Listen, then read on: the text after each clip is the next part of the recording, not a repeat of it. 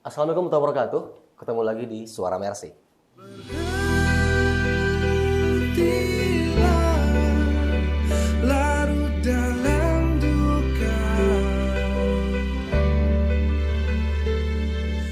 Nah, beliau ini dikenal sebagai sosok yang begitu tegas, bahkan dijuluki seorang macan betina. Dan selamat datang di Suara Mercy, Bunda Zaki. Ya? Sehat, Bunda? Sehat, alhamdulillah. Bunda semakin lama, semakin terasa lebih fresh. Iya. Karena ini pasca alumni COVID. alumni. Tapi Bunda akhirnya banyak hikmah di situ ya, Bunda ya. Oh, banyak. Ternyata ada ya COVID ya, Bunda. Ada. Ternyata ada. Ada, karena saya juga mengalami sampai agak drop ya, Iya. sampai harus dirawat dan sebagainya. Bun, bagaimana rasanya dijuluki sebagai macan betina? Biasa aja. Biasa aja, karena memang Kok bisa gitu loh? mungkin karena karakter saya udah ya. Karakter saya emang dari muda sebelum masuk di Mercy pun di setiap saya mendapatkan tanggung jawab, Amanah. terus amanah itu saya melakukan hal yang sama, sikap saya. Karena saya menuntut kita diberikan tanggung jawab itu harus dikerjakan dengan sangat Iya, amanah sekali ya. Bunda. sangat harus dijalankan dengan tanggung jawab yang penuh. Iya. Untuk menjalankan itu pasti harus tahu apa yang kita jalankan, apa tanggung jawab kita. Kemudian harus disertai dengan disiplin yang tinggi, komitmen yang tinggi, profesional, amanah, ikhlas, sesuai dengan visi misi Mercy. Iya. Jadi memang beliau sebenarnya tegas sih, bukan marah kalau selama dialog. Tapi kalau marah ngeri. Nggak akan sampai tidak mungkin rasanya rakyat Papua mampu kembali merasakan arti kemanusiaan, bahkan tsunami Aceh Bunda hadir di situ. Mana mungkin orang dengan katanya pemarah bisa mampu menyatukan umat begini. Tapi ketegasan Bunda ini yang berarti ternyata buat Mercy. Sampai teman-teman Mercy bilang, serius? Ntar Bunda ada sesi ini? Iya. Wah, itu Mas Putra hati-hati loh Mas Putra. Beliau tegas loh. Mas Putra salah dikit, awas loh. Enggak, Nah, aku juga jiper awalnya. Saya sudah memang menduga satu saat saya akan dipanggil. Jadi dari awal saya ikutin hostnya seperti apa. Oh, ternyata hostnya hebat. Jadi sekarang lagi dia enggak, bener, enggak masalah nih saya pikir. Jadi enggak masalah, pasti banyak bisa menggali saya untuk memberikan untuk menggali pengalaman saya agar bisa memotivasi yang lain. Oke. Gitu. Ya. Langsung aja, Bunda waktu itu penanggung jawab sekaligus koordinator tsunami Aceh di Mercy untuk di tsunami Aceh waktu itu. Jadi ini cerita awal saya diterjunkan itu pertama di tsunami Aceh. Saya baru masuk, di Buyat dulu. Oh, Buyat duluan. Buyat duluan. Buyat itu sekitar Agustus. Saya dikirim sama Dokter Yose ke sana. Teluk Buyat ya Bu ya, Bunda ya? Teluk Buyat ya? Teluk Buyat, Sulawesi ya. Teluk Buyat kasusnya, isu pencemaran. Isu pencemaran Teluk Buyat yang berdampak pada kesehatan warga Teluk Buyat.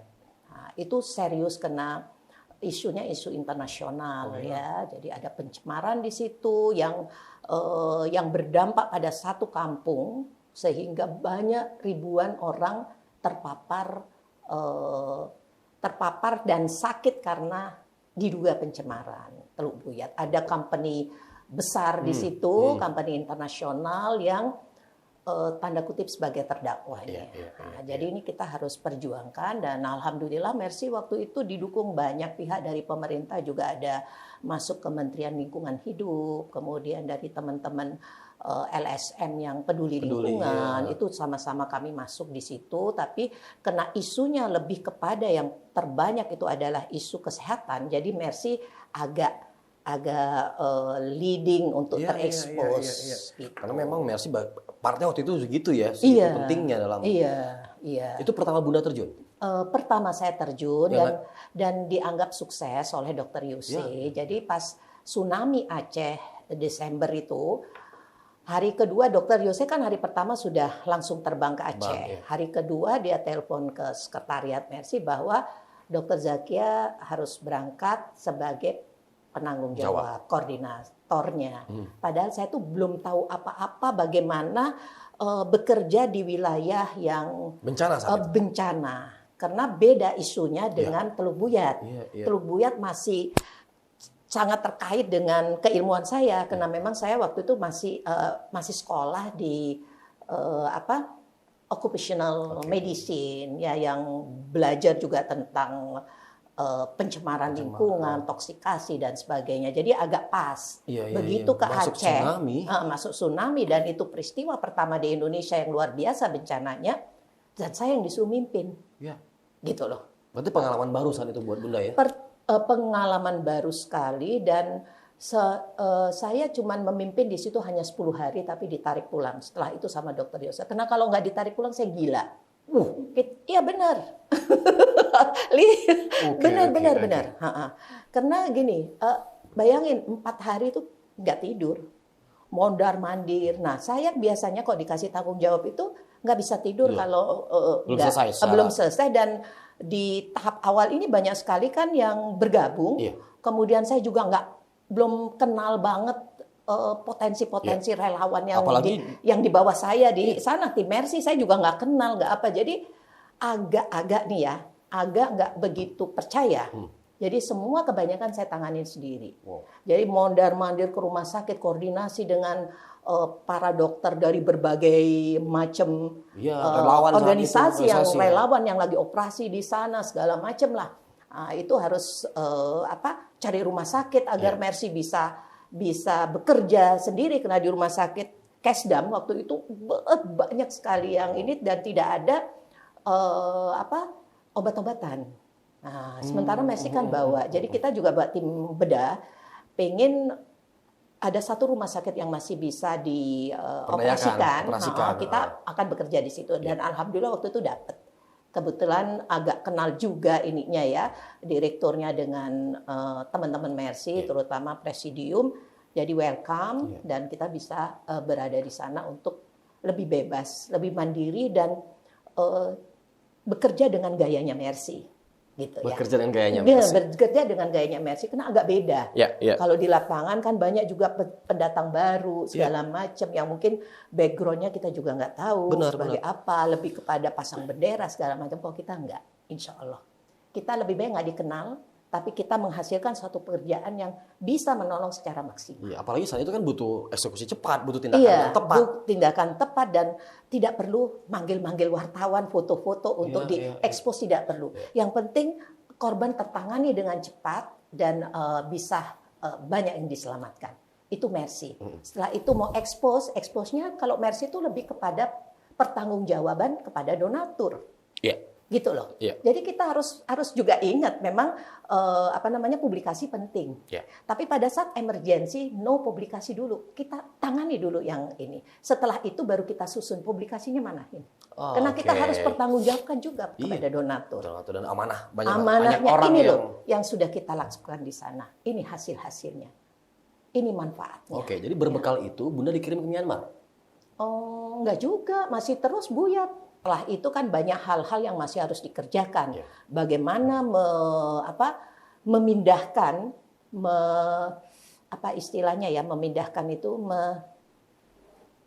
memindahkan evakuasi orang-orang ini ke tempat yang aman dari pencemaran.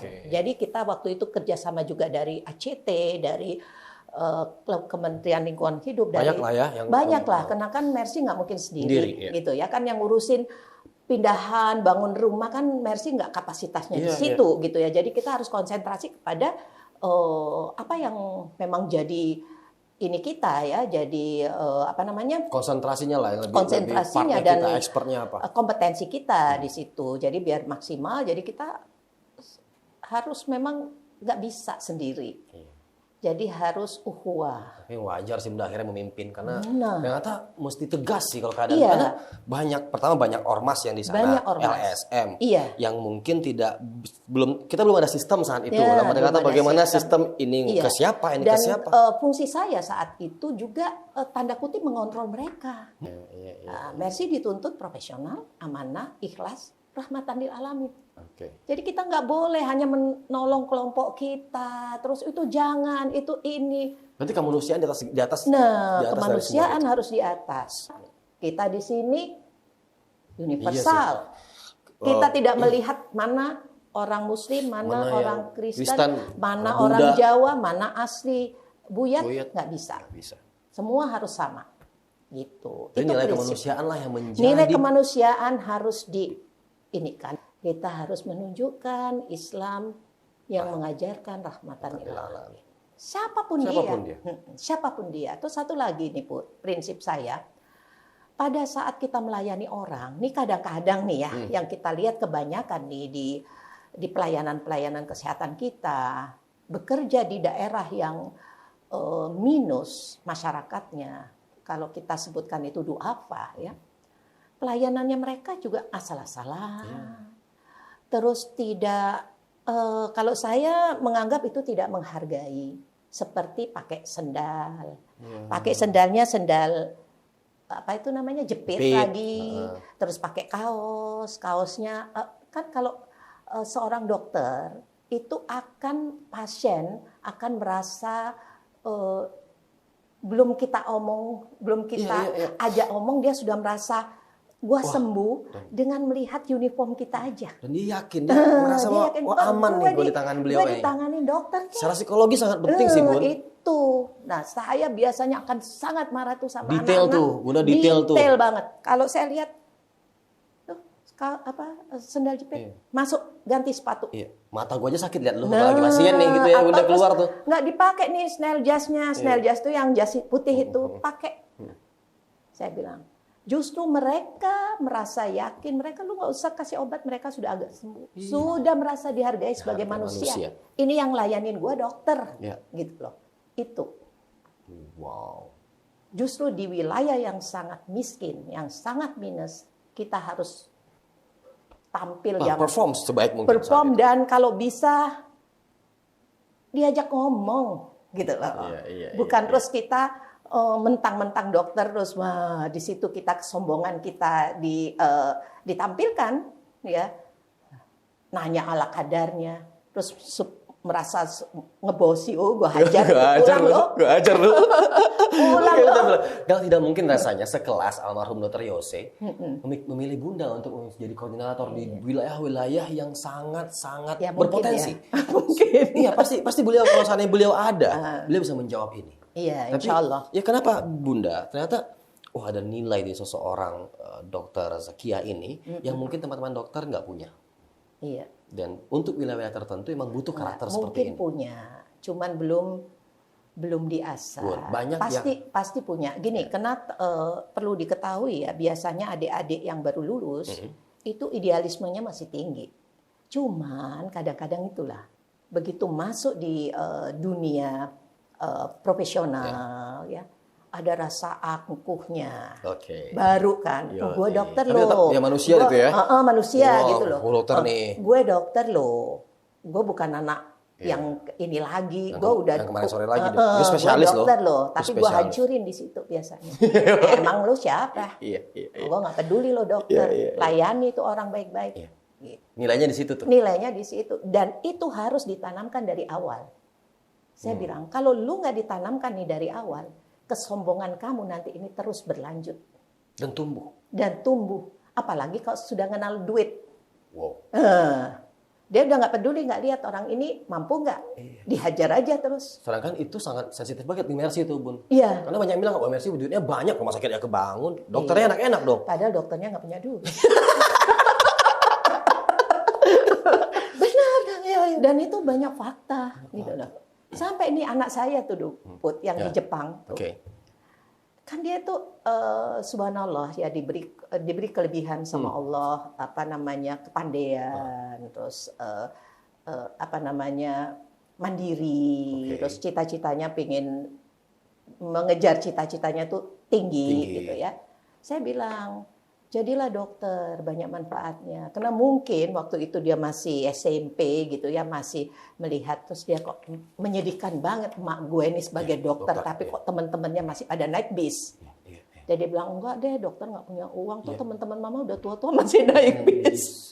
Tapi sekarang sudah berubah dengan melihat ini. Nah, akhirnya sudut pandangnya berkembang lah, sudut berkembang pandangnya. dan sudah ya dapat hidayah ya bahwa kebahagiaan kita itu bukan dari semata-mata dari materi, tapi kita memang harus punya materi wajib. Karena kita salah satunya untuk menolong orang, untuk berbuat kebaikan itu perlu materi. Jadi kita wajib mengejar kekayaan. Tapi itu bukan satu-satunya kebahagiaan kita. Kita diutus, dijadikan Allah sebagai manusia itu kan untuk bisa memberikan kemanfaatan buat orang lain. Itu yang tuh saya tanamkan ke anak saya. Jadi lu mau jadi profesor, mau jadi apa, gue nggak bangga sama lu. Kalau lu cuma untuk dirimu sendiri. Nah, jadi gue brainwash itu anak dengan kata-kata itu terus. Sampai ke Jepang tuh sekarang? Iya, sampai sekarang. Dan sekarang udah ya sama-sama gue, cuman caranya lain. Dia lembut. Like mother, like doctor lah. Gimana ibu, gimana anaknya. Cuman beda zaman, tapi beda fase. semangat perjuangannya luar biasa. Untuk mandiri, untuk tidak dibiayai orang tuanya. Karena dari kecil memang dia udah lihat dan saya tanamkan. Itu maaf, laki-laki perempuan? Perempuan. Perempuan sama kayak yang mau gue jodohin sama lu. Oh, boleh. Bunda, itu kan ini Bunda yang peka banget kan? Nah, kita belum ngomong udah peka. Yang lain dokter cowok semua nggak mungkin ini kan. Salam buat beliau di Jepang. Karena, iya. Nanti gue kirim ya fotonya. Bener. Jadi memang ternyata Bunda itulah dasarnya. Tetap materi juga dipikirkan ya. Karena seperti wajib. Kayak ada Rasulullah nih bilang untuk kejar dunia maka pikirlah kamu seolah-olah hidup selamanya. Tapi untuk ngejar akhirat seolah mati esok. Mati esok. Nah, sekarang gini, sekarang nggak bisa harus balance dua-duanya. Sekarang gini, kita mau nolong orang, terus kita nggak punya uang, gimana? Cuman gigi jari. Kita misalnya mau ke Mercy, nggak punya duit, kan perlu ongkos. Nah, jadi memang tetap harus dikejar. Cuman cara mendapatkannya itu ya tetap harus sesuai aturan ya. Jadi sebaik-baik manusia. Sebaik-baik manusia adalah manusia bermanfaat buat lain. Bermanfaat buat orang lain. Punya nih dikasih Allah kelebihan rezeki. Menang banyak dong Bunda. Dokter iya udah pasti kebaikan buat orang lain. Kaya iya. Enggak, sudah miskin sekarang. Sekarang gini, gue udah nggak punya apa-apa, gue terus terang. Tapi itu insya Allah ikhlas bukan untuk memotivasi teman-teman nih ya. Gini, karena gue makin tua ini makin sadar. Ya makin sadar gini loh. Ntar gue bawa apa? Cuma 2 meter. Jadi ngapain gue tinggalin anak gue rumah, dia suruh beli aja sendiri. Gue jual rumah gue buat acara-acara gue yang enak ini. Tapi Bunda punya aset yang berkembang dan bertumbuh di Jepang. Itu aset yang doanya sampai insya Allah ya. Dan gue nggak biayain dia dari SMA dia di luar negeri. Ya kayak emaknya lah. Gue nggak biayain. Nah, biar dia kan anak pertama, jadi dia biar tahu harus berjuang hidup itu, gitu loh. Dan dari kecil juga gue cekokin. Ini bukan rumah lu ya. Terus buat apa? Ya untuk perjuangannya mama di Mercy gitu. Jadi dia mungkin sakit hati waktu kecil nih. Modelnya begini ya. Akhirnya sekarang mengerti. Ternyata doa gue itu diijabah, ada malaikat. Gue udah gak punya rumah sekarang. Luar biasa tawaduk beliau, luar biasa kita belajar arti tawaduk dari beliau. Jadi memang bener tanya lu nih, gue gak punya rumah, gue udah jualin rumah gue. Tapi banyak yang gimana ya? Kita kan harus sensitif melihat saudara-saudara kita ya. Ya gimana ya, nggak miskin deh, biarin aja. Insya Allah ada rezeki ya. Rezeki dari mana aja ya. Insya Allah. Dan yakinlah ya bahwa rezeki kita itu bukan di tempat kerja, bukan di bos kita, bukan ini ada di langit rezeki kita. Jadi makin kita keluarkan, makin banyak juga masuk yang kita nggak tahu dari arah mana. Itu keyakinan Paul gue. Berarti dengan arti lain, cara mendapatkan termudah adalah dengan memberi. Dengan memberi, buktikan, jangan ragu. Misalnya gini, gue udah miskin nih sekarang, tapi ada yang ini, Ya Allah masih bisa gue bagi. Waktu itu kan orang bilang Bunda kan wanita ya Bun, dokter, kesibukan juga di rumah sakit, pasien juga banyak. Tiba-tiba Bunda harus ke ke Aceh, terus ke Buyat, tiba-tiba ke Papua. Sebelum kita bicara Papua, Myanmar. Keluarga saya itu gimana tanggapannya? Nggak apa-apa sih, udah biasa. Oh, yang tadi aku ceritakan punya kakak di Mekah. Iya. Terus waktu itu saya lagi top-topnya di dunia profesional. Iya, lagi trending topik lah saat itu. Terus duit banyak, apa banyak, tapi kayaknya nggak terlalu paham ini ada sesuatu yang lebih bermanfaat yang harus gue lakukan dan yang diridhoi Allah. Itu gue selalu disentil kakakku gini, percuma yang kamu lakukan itu, gitu loh. Kamu kerjanya di siapa yang punya juga itu perusahaan itu, gitu ya. Nah, itu yang sering mengganggu saya. Terus satu saat ya memang udah takdirnya gue di Mercy. Gue baca-baca ada majalah yang menampilkan profilnya Dr. Yose. Iya. Gue kaget kan, ada anak muda hebat nih. Masih muda, bisa ini, itu. Tuh, ya. Gagasan saat itu ya? Itu yang membuka. Gue cari alamatnya Mercy. Gue telepon. Nah, ada telepon Rima tuh baru masuk Mercy. Iya. Rima yang ini, saya mau ini. Oh ya datang aja dok. Gitu. Saya datang. Kan gue masih kaya, Put. Naik mobil. Mobil gue apa ya dulu ya? Pokoknya mobil keren deh. Dan mobil mahal gitu. Terano. Oke. Zaman dulu kan keren gitu ya. Iya. Kayak Nissan Terano tuh yang kayak Fortuner sekarang gitu ya. Gunung banget tuh, gunung banget. Gue nyetir sendiri. Terus gue kan kerja di perusahaan asing. Baju gue masih di atas lutut. Tomboy itu ya. Roknya di atas lutut. Rambutnya masih ini. Datang pakai high heels ke Mercy. Dilaporin lah gue ke presidium. Mau lamar sekretaris deh ini. Ini agensi AI masuk Mercy gitu kan. Perusahaan, background perusahaannya juga mencurigakan gitu kan. Ya udah. Belum lagi story yang keluarga yang abang yang lain di Mekah misalnya gitu ya, banyak pertimbangan lah itu mungkin ya. Mereka belum tahu kalau gue adiknya siapa. Oh, iya. Nanti yang menyelamatkan gue itu. Oh iya, oke. Bener. Jadi ini menarik nih ceritanya awal masuk Mercy. Udah lengkap nih presidium. Cuma dalam hati gue mangkel kok kayaknya mereka sinis lihat gue ya. Terus ngelihat dari atas ke bawah gitu. Tuh Yose semua. Terus bisik-bisik. Gue merasa apa ya. Tapi gue gak nyadar bahwa gue dicurigain agensi CIA gitu ya. Terus diwawancarai segala macem. Tahu dari mana Mercy. Apa ini. Akhirnya gue kesel. Gue telepon kakak gue di Mekah. Deng, kan panggilnya Deng.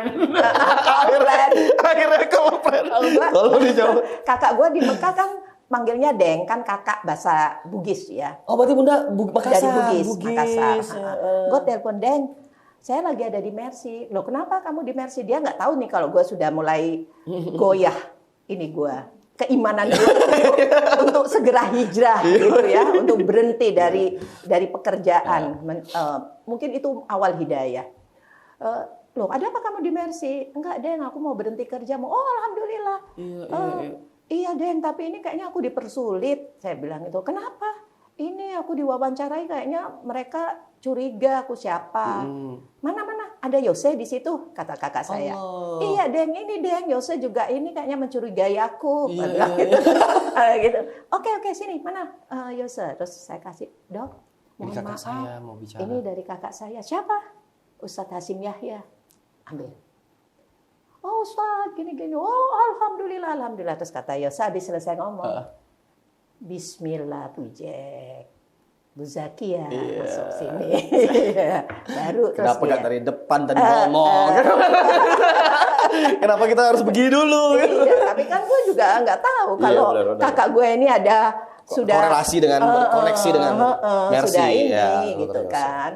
Waktu itu Mercy kayaknya baru Afghanistan. Ya, jadi ya itu yang buat ini ya semangat kakak gue itu. Terus udah di situ gue mulai masuk. Langsung dokter Yose ngasih ini bukan agent. Ini harus ditaruh di Buyat. Muncul kasus Buyat, isu Buyat. Bu Zakia berangkat. Ya. Tsunami Aceh berangkat. Myanmar juga. Udah berangkat tuh kan? Udah. Myanmar juga lucu. Gue bukan penanggung jawab karena ada Dokter Yogi kan. Waktu itu Dokter Yogi ya, gue kan anak buah ya, belum presidium. Jadi ya ada dia yang jadi. Dokter Yogi itu yang lead waktu itu, yang nge-lead. Yang lead. Tapi kan dia dasar pendiam. Kita itu gregetan udah kan perempuan-perempuan ini, saya sama Dokter Mea The kan. power of mama. Tambah lagi dokter. Kita kok di pingpong nih dari kedutaan Indonesia, Dubesnya nggak ada, terus dari aparat di Myanmar, kok kayaknya terlalu takes time ya di Yangon sampai 2 hari belum ada kepastian kapan kita masuk ke lokasi. Udah akhirnya gue desak Dokter Yogi. Udah nggak bisa, kita pergi aja sendiri, ayo urus-urus sendiri. Nah, nekat tuh dah nih, mulai nekat, lapor ke kedutaan agak ketakutan juga karena kan ini negara intelijen kan. Kalau kita mati, kedutaan yang kena kan. Terus situasinya lagi panas banget kan. Situasinya panas, gue ancam orang kedutaan kalau lo nggak mau. Kedutaan ancam juga? Iya, kalau nggak mau ngurusin, gue bilang kalau nggak mau ngurusin kita punya lo jaringan, bisa kita ke survei gitu, punya. Akhirnya diurusin lah kedutaan, koordinasi sama angkatan daratnya di sana. Kaget angkatan daratnya, akhirnya turun sendiri, KSAD-nya lah di sana, turun nganter kita ke Sidway, naik pesawat ini, nganter. Itu berapa orang waktu itu? Udah rame? Kita 10 ada nggak? Enggak nyampe ya? Lakinya 3 ya, perempuannya 25 ya. 5 orang. 5 orang. Akhirnya tim dari WHO itu berterima kasih kepada Mercy. Karena akhirnya mereka lihat loh, kok Mercy boleh masuk. Timnya dari WHO itu minta juga masuk. Kenapa dipersulit akhirnya mereka? Dan mereka akhirnya bisa masuk karena Mercy masuk. Jadi mereka terima kasih ya, Mercy sudah membuka untuk kami melihat semua korban dari semua pihak. Gitu. Alhamdulillah kita ikut pada saat-saat memang momen-momen krusial ya, momen-momen yang istilahnya apa ya, momen-momen strategis lah, momen-momen strategis lah, gitu. Oke, dan ini Bunda ceritakan sedikit tentang foto ini Bunda ngapain? Oh itu Papua Barat. Itu di Papua Barat. Alhamdulillah Papua Barat ini sampai sekarang Mercy di sana ya. Kami di sana itu sebenarnya kalau Papua Barat itu dari tahun 2008 bukan 2006. 2008. Kalau 2006 itu kami mulainya di Papua, di wilayah Provinsi Papua dan Provinsi Papua Barat kan berbeda. Oh, mungkin itu ya. Iya, Papua 2006. Papua Barat 2006, Papua Barat 2008. Iya, ini bedanya. Ini kami masuk ke wilayahnya suku asli, suku Muslim asli Papua. Sangat minus kondisinya. Nah, Mercy nggak mungkin bisa sendiri ya. Jadi saya bekerja sama teman-teman, banyak teman-teman di sana dari Muhammadiyah, dari Nahdlatul Ulama. Kita rangkul semua biar balance ya. Kita jadi tidak ada keberpihakan orang melihat bahwa kami hanya ke Muhammadiyah. Kami tetap rangkul semua dewan dakwah yang di situ, kemudian Hidayatullah itu kami rangkul, ayo sama-sama. Ini medan dakwah. Kalau mau masuk ke wilayah Muslim. Karena banyak sekali hal yang perlu digarap di situ. Perlu sekolah mereka, perlu ekonominya diberdayakan, perlu rumah ibadahnya dihidupkan, dibangun. Dan insya Allah kami Mercy akan mengawal kesehatan. Gitu. Jadi banyak yang berperan dan Mercy di situ menjadi apa istilahnya ya, inisiator dan membangunkan mereka. Membangunkan bahwa ada tanggung jawab yang penting nih kita kerjakan sama-sama. Gitu. Oke, berarti juga Mercy hadir tidak hanya masalah infrastruktur rumah sakit, tidak hanya masalah bencana, kita mendorong lembaga yang lain yang visi misinya sama. Untuk misalnya wilayahnya wilayah Muslim ya, kita ajak tuh teman-teman yang ormas-ormas Muslim, ayo garap, ayo gandeng tangan nih kita gandeng tangan. Begitu juga kami masuk ke wilayah yang non Muslim, saya mengajak lembaga non-muslim juga untuk peduli, ayo sama Mercy. Nggak bisa kalau kita hanya memberi pelayanan kesehatan sementara ekonominya mereka tidak diperhatikan, kemudian pendidikan mereka tidak diperhatikan. Ayo kalian, ayo sama, tolong kita masuk sama-sama. Jadi di wilayah non-muslim pun kami menjalankan strategi seperti itu. Gitu. Wow. Nah, teman-teman sudah bisa kebayangkan bagaimana kinerja dari seorang macan betina yang katanya dari teman-teman beliau untuk memberikan itu. Tapi it's a joke, tapi buat kita itu satu karakter yang luar biasa. Iya. Yang bahkan, itu bunda kita tuh ya, terlihat sekali jiwa keibuan beliau, ya kan? Kemarin beda loh Put. Saya pada saat bekerja tuh beda. Kalau saya bilang bekerja, aduh baik banget. Oke. Banget lu gue bisa perhatiin banget, tanya dia Luli ya. Tapi pada saat kita bekerja, jangan main-main. Lu biar bisa tidur sama gue, biasa gue jadiin anak. Begitu lu punya kesalahan yang fatal, gue harus hajar lu, gitu. Iya. Profesional sekali. Jadi setelah itu ya nggak ada apa-apa. Jadi sama beliau nggak bisa berbaperan loh ini. Paling gue lock apa?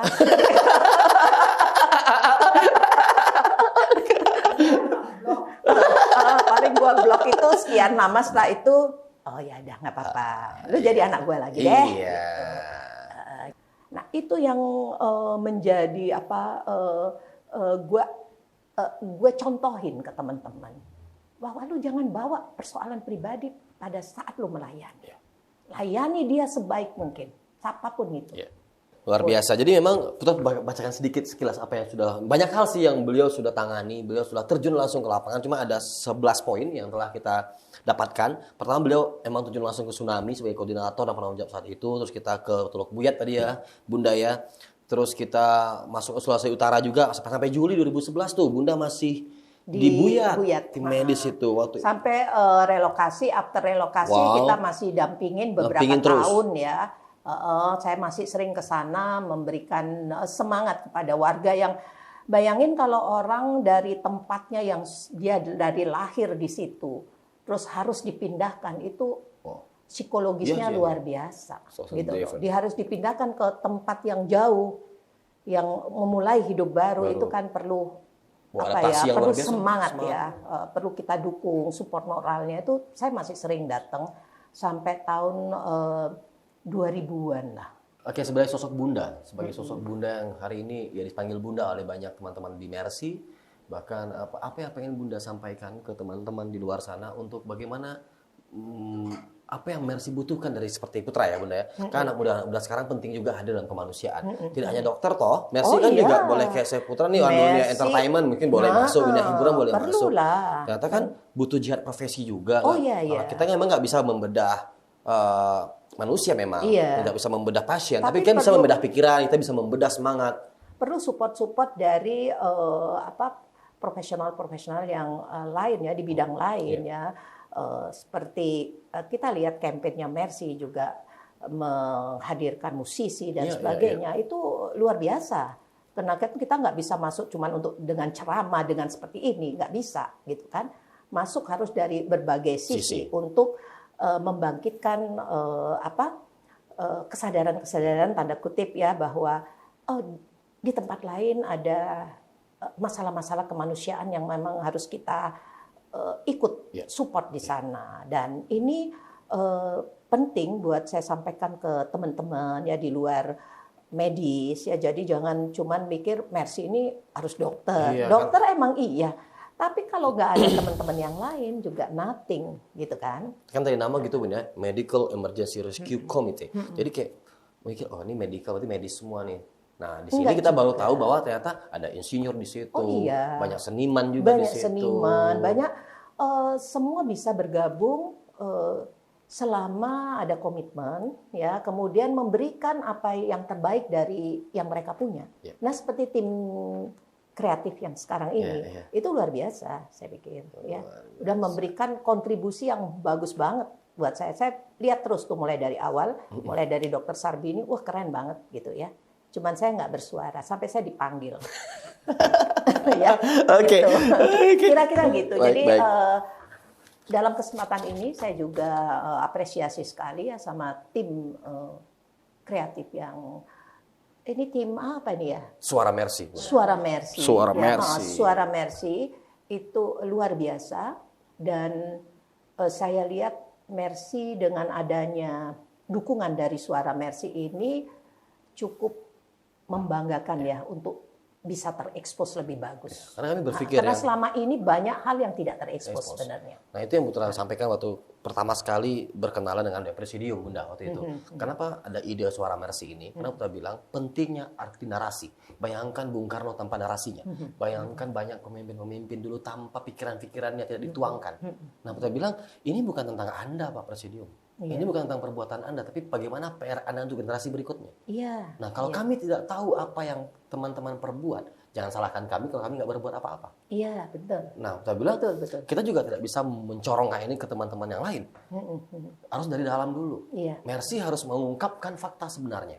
Kenapa? Ini banyak amanah umat di sini. Iya. Benar nggak ini rumah sakit dibangun dengan cara yang tepat? Siapa yang terlibat? Iya. Karena putra-putra kebobrokan bangsa adalah bangsa yang tidak mengungkap sejarahnya sendiri. Nah, Suara Mercy hadir untuk itu, Bunda. Jadi kita hadir tidak mikirin berapa subscriber, berapa followers, nanti dulu itu. Iya. Tapi minimal suatu saat nanti yang anak kita di Jepang akan lihat 10 tahun kemudian, itu mamaku. Iya. Itu bapakku. Iya. Bapaknya nggak ikut. Ya mungkin itu anaknya itu, saudaraku. Dan itu Suara Mercy hadir, Bunda. Ini mesti sampai ke banyak telinga. Iya. Tapi proses ini kita jalanin semua. Makanya terima kasih banyak untuk semua narasumber yang sudah datang karena penting sebuah konten itu, penting juga arti sebuah narasumber. Narasumber yang valid, narasumber yang faktanya di depan mata, terus yang tidak pernah bersuara akhirnya bersuara. Iya. Dan di sini Suara Mercy lah suara-suara itu berbunyi. Ternyata banyak bunyi yang sembunyi. Suara Mercy kita akan bunyikan di sini. Makasih Bunda telah datang di sini. Insya Allah kita undang lagi kembali, jangan kapok-kapok. Insya Allah. Ya. Nah teman-teman. Dari Bunda kita belajar, dari Bunda Dr. Zakia ini kita belajar bahwa jadilah manusia yang bermanfaat buat manusia lainnya. Karena buat beliau adalah kemanusiaan di atas segalanya. Dengan pengalaman beliau mengajarkan kita pentingnya arti kemanusiaan. Dan beliau mengatakan jadilah manusia yang bermanfaat dengan rahmatan lil alamin. Jangan lihat warna kulitnya, jangan lihat bahasanya, jangan lihat bentuk tubuhnya, tapi lihatlah arti kehidupannya, bahwa dia juga manusia. Mercy hadir di tengah-tengah kemanusiaan. Apapun agama kita, apapun suku bangsa kita, insya Allah, Allah mengerti niat baik itu. Jadi terima kasih banyak Bunda telah hadir di sini. Semangat ya, terus. Bunda yang semangat terus. Doa khusus dari saya, ini bisa berlanjut sampai Allah yang memberhentikan. Nah, itu prinsip saya juga. Ya, kita hadir karena Allah dan kita juga berhenti karena Allah. Hanya Allah yang bisa memberhentikan. Niatnya harus terus sampai kapanpun, hanya Allah yang bisa memberhentikan. Good. Terima kasih Bunda. Assalamualaikum warahmatullahi wabarakatuh. Minum diminum. Waalaikumsalam warahmatullahi wabarakatuh.